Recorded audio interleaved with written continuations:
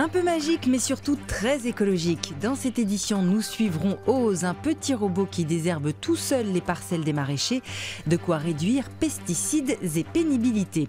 Nous irons dans le Var, où les parents de Tony cherchent des fonds pour financer l'opération de leur fils, atteint d'une maladie qui rigidifie en permanence tous les muscles de son corps. Mais revenons d'abord sur l'initiative de cet opticien indépendant installé en Normandie. Il se rend au domicile de ses clients pour effectuer les tests et livrer les lunettes, un service très apprécié dans une zone rurale désertée par les professionnels de santé. Tac. Voici un test de vue comme chez l'opticien, mais dans la cuisine. Est-ce que vous voyez bien, ça va? Je les vois bien là-bas derrière vous. Ouais. Dans une semaine, Marguerite, 94 ans, aura de nouvelles lunettes. OXP. Marguerite vit dans une commune de 400 habitants. Depuis son problème de mobilité, impossible pour elle de se rendre dans la ville la plus proche, située à 10 km. Alors l'opticien vient à elle. C'est plutôt mieux pour moi maintenant que j'ai du mal à marcher, quoi. Benoît de Chancey a créé ce service il y a 2 ans, en plus de son magasin situé en centre-ville de Saint-Hilaire-du-Harcouët. Et pas question de facturer cette vente à domicile. Le plus important, les rencontres humaines. On se sent utile, quoi. Donc voilà, quoi. Ça va en boutique, ça va durer 10 minutes, un quart d'heure, que là, on va chez les gens, donc ça va durer peut-être une demi-heure, 45 minutes, 1 heure. On compte pas le temps, quoi.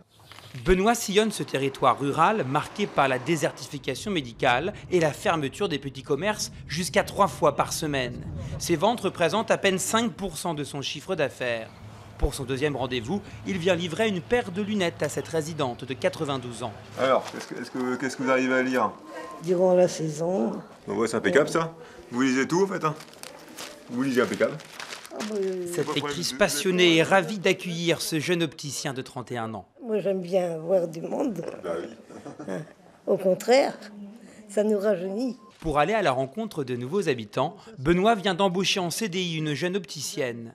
De grandes enseignes seraient tentées de se positionner sur ce nouveau marché. Benoît, lui, veut s'inscrire en défenseur du commerce local et de la proximité. 5 000 €, c'est la somme que doivent trouver les parents de Tony pour soigner leur fils. Âgé de 29 ans, il souffre d'une infirmité qui contracte ses muscles en permanence. Une opération pourrait le soulager, mais elle ne se pratique qu'en Espagne, d'où l'appel lancé pour réunir la somme nécessaire. Tous les matins, Tony commence sa journée par ce rituel, le massage. Ça fait du bien, hein. Il a le sourire quand on le masse. Je détends un peu les muscles. Et en fait, il a toujours les bras et les jambes tendus. Et il ne fait pas assez de mouvements. Et en le forçant à les faire, les mouvements, il garde une mobilité des bras et des jambes. Atteint depuis la naissance d'une infirmité motrice et cérébrale suite à un manque d'oxygène à l'accouchement, Tony reste immobile et allongé de jour comme de nuit. Ses muscles sont contractés en permanence, c'est ce que l'on appelle un enfant-pierre. L'habiller, c'est hyper dur, quoi. Il y a des vêtements qu'on ne peut pas lui mettre, comme une chemise, par exemple, c'est pas possible. Donc l'hiver, il a des capes spéciales pour handicapés, avec des fermetures sur les côtés. Les espoirs de Tony et sa famille se fondent sur une intervention. Problème, elle coûte 5 000 € et ne peut se réaliser qu'en Espagne par le seul chirurgien à la pratiquer. La seule chose qu'on va réussir à avoir, j'espère, avec cette opération, c'est qu'il n'aura plus toute cette raideur. L'espoir, c'est qu'il soit plus hypertonique, qu'il soit détendu, qu'il se sente mieux, bien sûr, qu'il se sente mieux tout simplement, hein. Une opération qui a fonctionné pour André. Il a subi cette intervention il y a 4 ans. Avant cela, impossible pour lui de boire ou même de saisir ce verre. Allez, debout. Aujourd'hui, il peut se lever seul de son fauteuil et marcher avec un déambulateur, impensable selon les médecins français. Tout a changé. Il avait tout le temps la tête à ça des genoux, André. Et là, tout de suite, il s'est redressé. L'opération de Tony, elle, est prévue pour le 19 septembre prochain à Barcelone. D'ici là, sa famille espère avoir réuni la somme nécessaire pour l'opération et toute la logistique qui va avec. C'est pour cela qu'ils ont lancé un appel aux dons.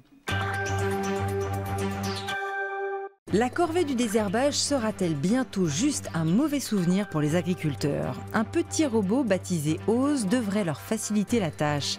Mis au point par une start-up française, cet engin est actuellement testé par une association de maraîchers à Lingreville, dans la Manche. Baptisé Ose, ce petit robot pourrait bien révolutionner le monde agricole.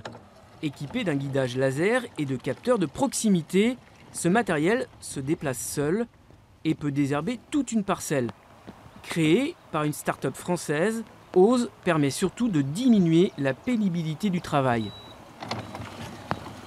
Il a d'autres fonctions, il nous aide dans la récolte puisqu'il peut porter des cagettes. Au lieu qu'on se casse le dos à porter les cagettes pleines de légumes, c'est le robot qui s'en charge et il peut nous suivre pendant la récolte. Testé sur les cultures maraîchères, le robot Ose offre aussi des perspectives intéressantes pour les grandes cultures. On sait que ce type de robot est capable de reconnaître les mauvaises herbes. Ce robot pourra parcourir les prairies et supprimer les mauvaises herbes d'une façon mécanique.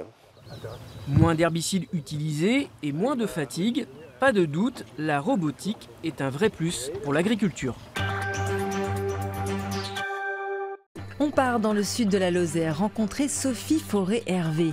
Ébéniste sculpteur depuis plus de 20 ans, elle s'est lancée dans la fabrication de manches de couteaux en bois de serre. Tout a commencé par un voyage à l'autre bout du monde. J'ai eu la chance de partir en Nouvelle-Calédonie pendant quelques mois et puis on m'a offert des massacres de bois de cerf. Et comme je respecte énormément les animaux, j'ai voulu à mon goût, essayer de les mettre en valeur.